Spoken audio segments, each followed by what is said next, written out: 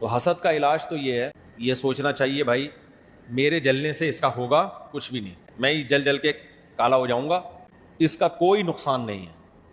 Number 2، اللہ کی تقدیر۔ جو آدمی کسی کی نعمت کو دیکھ کے حسد کرتا ہے، اس کا مطلب وہ اللہ کی تقدیر پہ اعتراض۔ پھر اللہ نے مثال دی دولت کی کہ دولت تمہاری مرضی پہ میں لوگوں کو نہیں دیتا، تم سمجھتے ہو کہ اس کے پاس دولت نہیں ہونی چاہیے، میں دے دیتا ہوں بہت زیادہ، تم کہتے ہو فلاں کے پاس ہونی چاہیے، اس کے پاس کھانے کو روٹی بھی نہیں ہوتی۔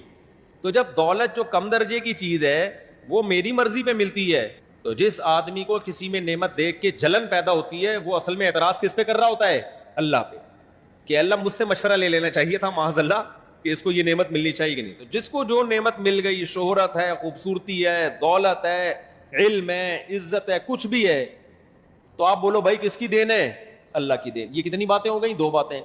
تیسری بات یہ سوچ لینا چاہیے بھائی یہ عزت ہے، دولت ہے، شہرت ہے عارضی۔ تو یہ سوچا کرو، غریب آدمی کو چاہیے یہ سوچا کرے جس کے پاس دولت ہے، ابے تھوڑے دن کی کہانی ہے، یہ بھی پھٹے پہ لیٹا ہوا ہوگا، ہم بھی پھٹے پہ لیٹے ہوئے ہوں گے، یہ بھی قبر کے اندر ہوگا، ہم بھی قبر کے اندر۔ تو اس لیے یہ سوچ کے صبر کیا کرو بھائی کہاں پہنچ جائے، اتنی عزت کی بلندیوں پر، شہرت کی بلندیوں پر، دولت کی بلندی پر، لیٹنا پھٹے پہ ہی ہے، غسل کے جہاں غسل دیا جائے گا، اور پھر قبرستان کے اندر۔ تو تھوڑے دن کی نعمتیں کسی کو مل گئیں، اس پہ جیلسی، یہ کیوں، تو اپنی بے وقوفی کی بات سمجھتے ہو۔ اور ایک اور علاج اس کا یہ ہے کہ جس سے حسد ہونا اس کے لیے دعا کیا کرو، اے اللہ اس کو اور دے۔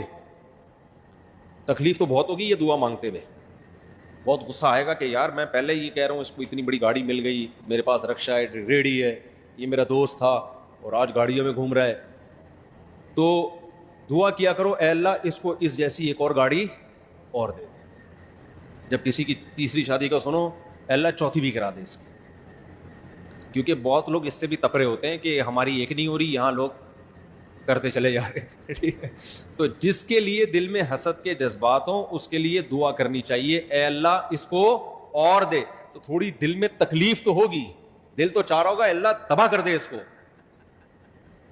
بیڑا ہی غرق کر دے، لیکن آپ نے کیا کرنا ہے؟ دعا، اے اللہ اس کو اور دے۔ اس دعا سے کیا ہوگا؟ دل ٹھیک ہونا شروع ہو جائے گا۔ کہتے ہیں کہ آئینہ بنتا ہے رگڑے لاکھ جب کھاتا ہے دل، کچھ نہ پوچھو دل بڑی مشکل سے بن پاتا، دل پہ جب رگڑے لگتے ہیں تو چمکتا ہے، تو رگڑے لیں گے۔ اور ایک اور کام کیا کرو، اس کی تعریفیں کرنا شروع کر دو، حالانکہ دل چاہ رہا ہوتا ہے اس کی برائی، لیکن لوگوں کے سامنے تعریفیں۔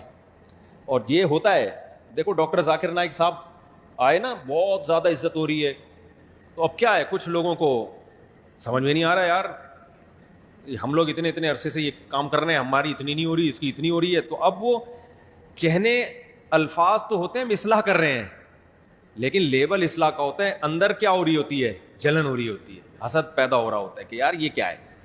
تو ہمیشہ دشمن انہی کے ہوتے ہیں جن کو شہرت، عزت، دولت یا کوئی خاص حسن و جمال، کوئی بھی نعمت، انہی کے دشمن ہوتے ہیں۔ تو ایسے موقع پہ دعا دینی چاہیے، اور اگر کسی میں کوئی غلطی ہے تو غلطی کی اصلاح کا طریقہ خیر خواہی کے ساتھ اس کی بھی اصلاح کر سکتا ہے، طنز اور طعنے کے بغیر بھی کر سکتا ہے انسان سے۔